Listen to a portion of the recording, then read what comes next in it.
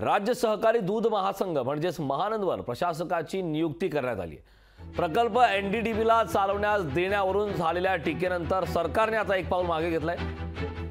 राज्यातील कोणताही दूध संघ यापुढे आल्यास महानंद चालवण्यास देऊ, उपमुख्यमंत्री अजित पवार यांनी आता ही भूमिका घेतली। मात्र लोकशाही मराठीच्या बातमीचा इम्पॅक्ट या ठिकाणी पाहायला मिळतो।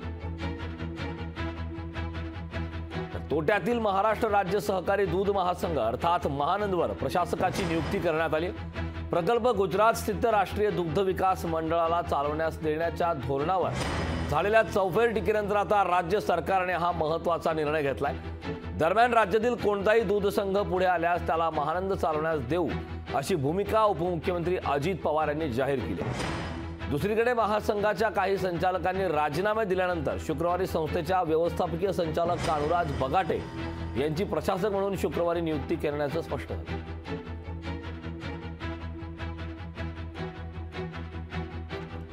लोकशाही मराठीच्या बातमीचा इम्पॅक्ट पाहायला मिळाला।